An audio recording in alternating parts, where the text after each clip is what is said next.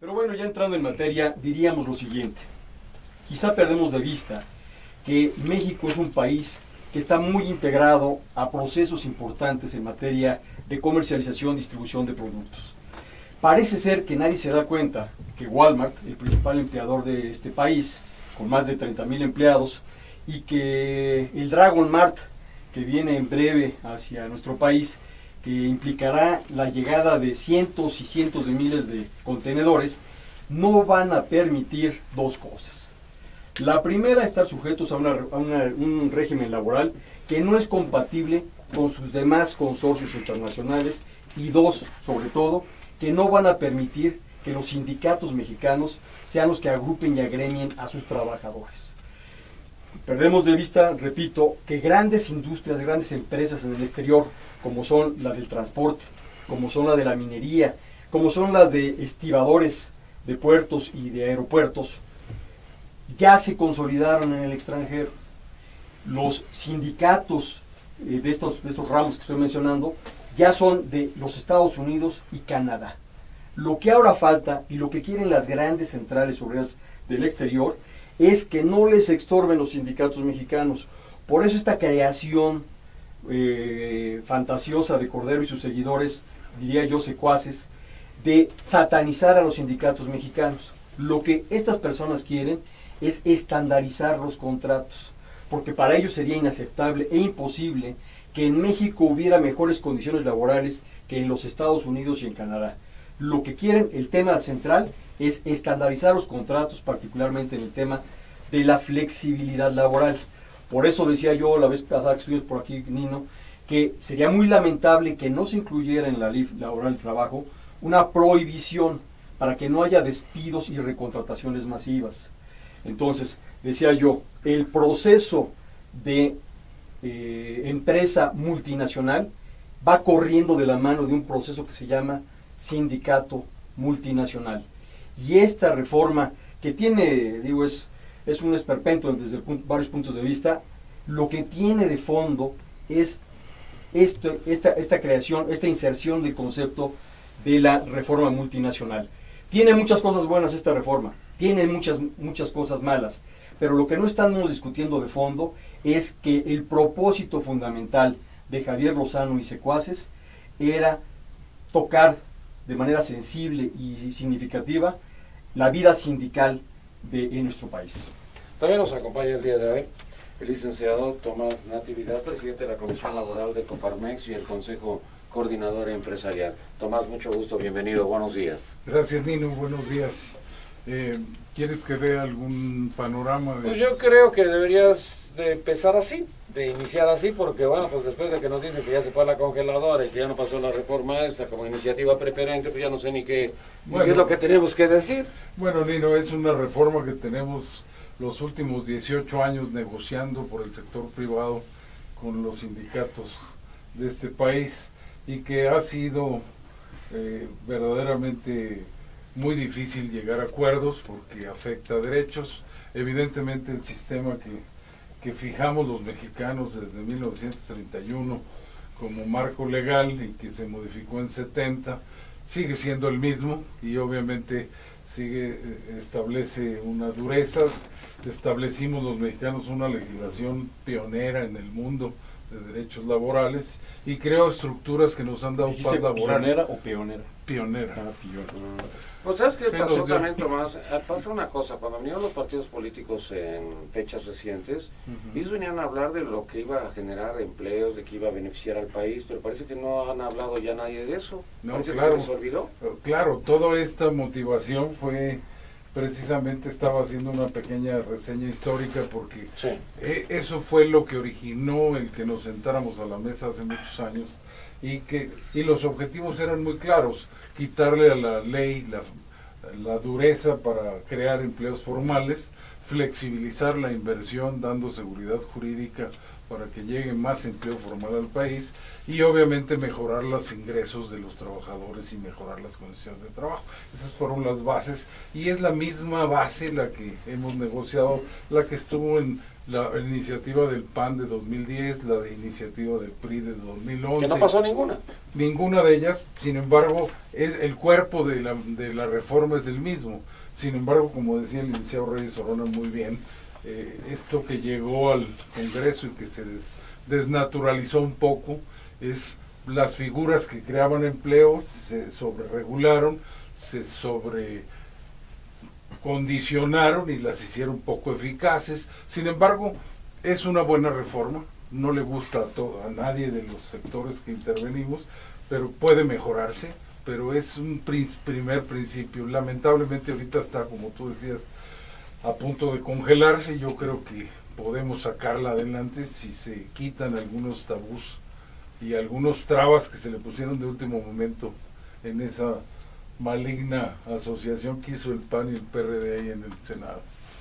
Tabúes, no tabúes, pero dicen no estamos de acuerdo con ella. Entonces, ¿a nadie le gustó? ¿A nadie le beneficia?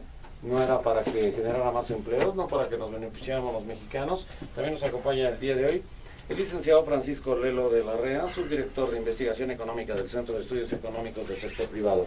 Francisco, mucho gusto, bienvenido. Nino, muchas gracias nuevamente por la invitación. Saludo a los colegas de la mesa. Hemos comentado en tu programa pues las cifras lamentables que presenta nuestro país en materia laboral. Permíteme nuevamente comentarlas. 60% de nuestra fuerza laboral está en la informalidad.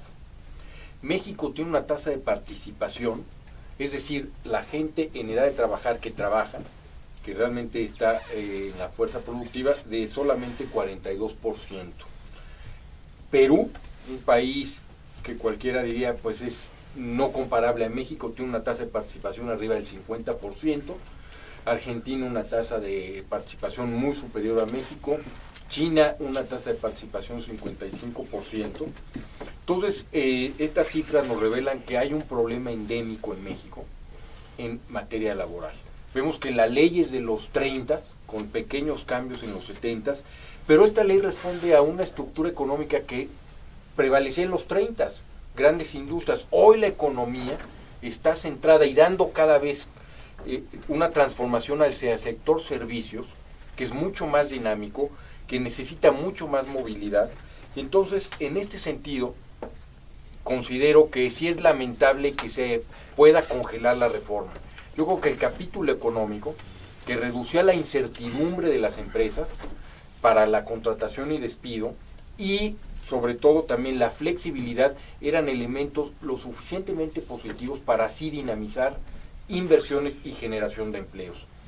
Esto es lamentable porque debemos recordar que ante aproximadamente 60% de mexicanos en la informalidad y cerca de 8 millones de personas ninis que ni trabajan ni estudian, y que el reto está en cómo incorporarlas a la fuerza laboral, los nuevos puestos de trabajo tendrán que venir de nuevas empresas.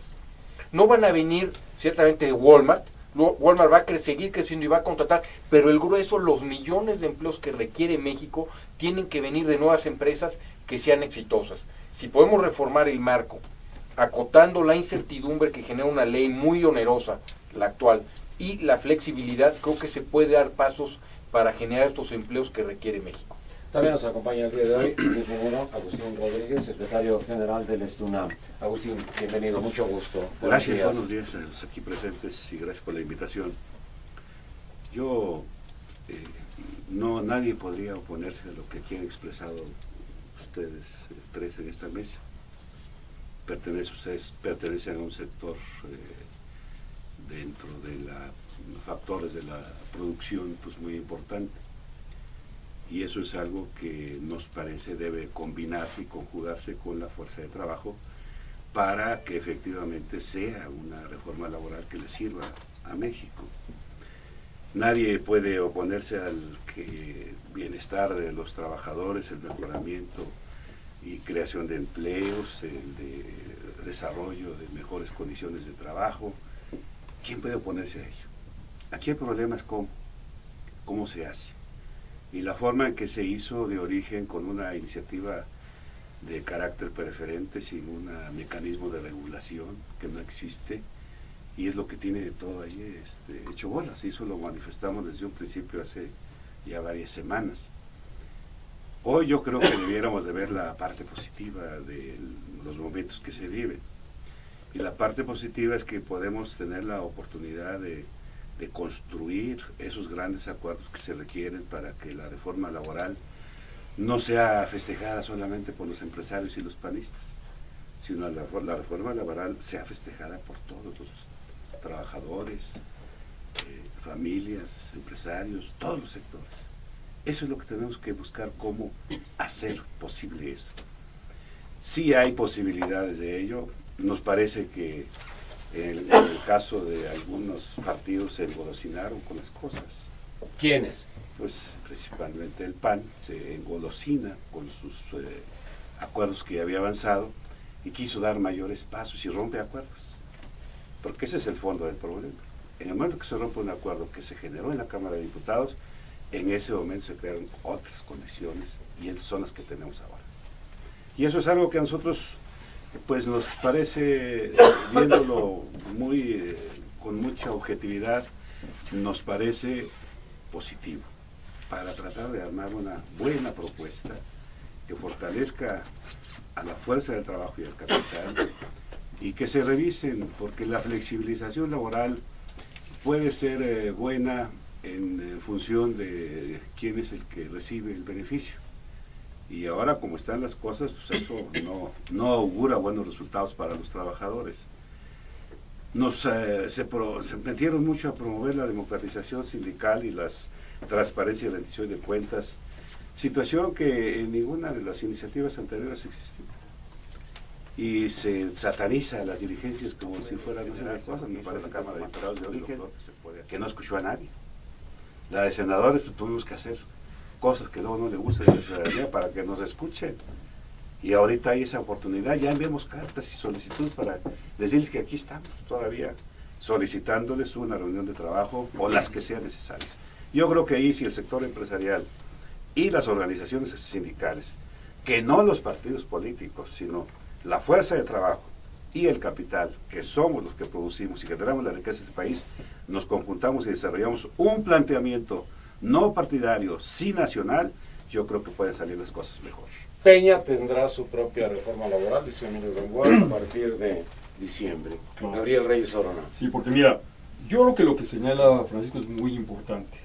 Sí tenemos un problema severo de inserción laboral. No solamente con los jóvenes, sino con gente que tiene baja calidad de preparación, baja competitividad y productividad. Pero tenemos que tener muy claro un asunto, y lo hemos platicado aquí en esta mesa varias veces. Las leyes no dan trabajos ni los generan. Las leyes lo que tienen que hacerse es ejecutarse. Y el grave problema que hemos vivido esta docena trágica es que las leyes no se aplican. Hemos venido modificando y modificando leyes para que no se apliquen como tampoco se aplicaban las de antes. Entonces, aquí Tomás también sabe perfectamente que una reforma laboral que no pasa por revisar de fondo las juntas federales de conciliación y arbitraje no sirve, porque las van a seguir aplicando personas que se encuentran completamente incapacitadas para administrar una ley laboral. De entrada lo discutimos mucho con la Corte y la Corte no lo entendió. El 123 es muy claro en la fracción 20, que dice que las juntas están para dirimir las controversias entre el capital y el trabajo, no para dirimir controversias intrasindicales, que es en lo que se convirtieron las juntas en esta administración.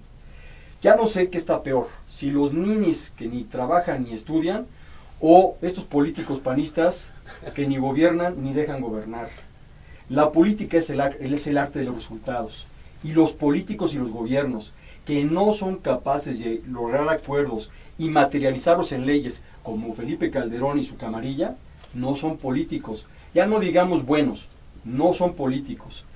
Si nosotros los mexicanos creemos que la pugna y la confrontación es entre patrones y trabajadores, ya perdimos todos. ¿Por qué? Porque la competitividad no se da entre nosotros, la competitividad se da frente al mundo. frente a las grandes corporaciones. Y así como ahorita ya se está comenzando a impulsar, afortunadamente con el sector empresarial, una ley de contenido nacional, que va a ser una ley muy importante, que va a disciplinar el consumo del sector público federal, que va a disciplinar las importaciones, que va a disciplinar muchos aspectos que nosotros hemos sido los únicos mexicanos que aplicamos el Tratado de Libre Comercio a rajatabla. Los Estados Unidos es el país más proteccionista del mundo, después está China, y los únicos que sí nos tragamos la píldora de jugarle al proteccionista, al no proteccionista somos nosotros. Pero esta ley de contenido nacional va a venir a corregir muchas cosas. Y afortunadamente esta ley de contenido nacional se va a discutir, como tú dices, Nino, con la ley que Enrique Peña Nieto y los legisladores comiencen a discutir y a revisar, porque el concepto clave para la reforma laboral y para la reforma en materia de importaciones y compras públicas es el concepto mexicanidad. Estamos perdiendo de vista y cayendo en el garrito que quieren otros de que nos enfrentemos entre nosotros. Y esta ley, tan mal elaborada y tan perversamente dibujada, tenía como propósito el generar tensiones entre los factores de la producción. Ese fue el objetivo, eso fue lo que pasó en la Cámara y por eso se está atorando la ley. Entonces, lo que tenemos que ver es hacia adelante, a formular una ley que rompa este problema, pero que pase por las juntas, que pase por las revisiones contractuales, que pase por mecanismos de no estandarización de contratos hacia el modelo americano. Entonces, sí requerimos que los empresarios tengan una baja en los costos, Nino. Pero el último costo en el que debemos de pensar es en la mano de obra, porque la mano de obra ya está muy castigada. Aquí hay que bajarle el costo a los empresarios en el costo de los energéticos, hay que bajarle el costo fiscal, hay que bajarle el costo burocrático, hay que bajarle el costo de la inseguridad antes de pensar en la mano de obra. Entonces, qué bueno que pasó lo que pasó y qué bueno que una vez más demuestran estos señores que no son políticos, son otra cosa, pero políticos Cordero y Javier Lozano seguro no son. Tomás Natividad, ¿qué opinas de todo esto? Nino, pues, muchas gracias por haberme invitado a esta mesa, la verdad, porque es muy importante dar a conocer lo que está pasando, precisamente lo que mencionaba ahorita Gabriel y mencionó Agustín. Es una ley que hemos discutido los sectores de la producción durante muchos años y tiene cosas buenas, a pesar de lo mal que está algunas de las figuras reglamentadas. Tiene cosas muy buenas, se corrige todo el proceso laboral, se profesionaliza, se privilegia la conciliación, se reconocen las pruebas modernas que la tecnología ha dado al mundo, no a México, se reviven figuras como la caducidad, el allanamiento, o sea, en el procedimiento laboral. Esta legislación que tiene 1045 artículos, Nino, en realidad son 4 legislaciones: la ley sustantiva, la ley adjetiva, que es todo el procedimiento, la ley administrativa de las autoridades laborales y toda la legislación de riesgos de trabajo. Entonces están juntas esas 4 leyes, y toda la ley procesal sí tiene cambios muy positivos y se avanzó mucho en ellos. Yo creo que va a corregir mucho de lo que está pasando en las juntas. Como mencionaba Gabriel, va a ser importante que se profesionalice eso, que se acaben los coyotes, que se acabe el negocio de abogados y que verdaderamente los trabajadores que están en conflicto reciban los beneficios de un conflicto laboral. Sin embargo, todos los procesos sustantivos del cambio que mejorarían al empleo, como decía el licenciado Lelo Larrea, para la empresa, se vieron sobre reglamentados: el outsourcing, la capacitación inicial, el trabajo de temporada, la flexibilización que quedó en un solo artículo, en fin. Sin embargo, aún en el capítulo sustantivo trae cosas buenas. Se actualiza la forma de pago de los salarios, se bajó de la ley cantidad de figuras que se habían negociado, como la flexibilidad horaria que está pasando en todo el mundo, y tenemos que seguirla actualizando. Tú mencionaste ahorita la ley del próximo presidente Peña Nieto. Estábamos negociando con todos los partidos, con el PAN, con el PRI y aún con el PRD, los cambios esos a que se refería Agustín. Estábamos avanzando muy bien. Cuando llega la preferente, que se autorizó en agosto de este año, y nos meten prisas a todo mundo, y salió lo que decía Gabriel, un niño todo mal hecho. Frankenstein. Y lamentablemente pues eso es lo que estamos tratando de componer ahora, una cosa mal hecha. No soy especialista en la materia, no soy abogado, digo, si los sindicatos tienen la Nadie es autodeterminación, perfecto. pues adelante, ¿no? Perdón, pero son disciplinas que se han ido imponiendo en el mundo, primero digo en el gobierno federal. Tenemos el caso de que vemos municipios y estados y las recientes noticias sobre las mansiones que se construyen, muchos políticos, no hay rendición de cuentas. No, pero está padre porque mira, la de Yunes está muy bonita, pero Yunes dijo, sí, es guerra sucia, porque me están haciendo la guerra sucia, pero miren la de Duarte, que es el que me está haciendo la guerra sucia. Ahora Duarte seguramente nos va a enseñar la de Fidel Herrera y así vamos a tener un aspecto inmobiliario que no habíamos visto hace muchos años, desde Montiel. Increíble, ¿no? Ahora, ¿no? Pero es esa. Gabriel comentaba algo fundamental. Perdón, Nino, Gabriel comentaba algo fundamental para la vida institucional, que yo creo que es un defecto en México en todos los niveles, que es la ejecución de las leyes. Sí. Yo creo que el primer paso sería que Hacienda hiciera una auditoría y ver de dónde vinieron todos estos fondos y aclarar el origen de todos estos fondos y digamos, bueno, que se aplicara la ley si no hubiera justificación de los mismos, ¿no? Pero en la parte, digamos, volviendo a la parte laboral, digamos, bueno, pues se congeló. Entonces, quizá el reto está en el futuro en pensar, digamos, ya de forma más integral. Cuando vemos los modelos nórdicos, vemos que tienen una seguridad social fondeada con impuestos generales, no le cargan a la empresa, digamos, la carga que hoy existe en la ley.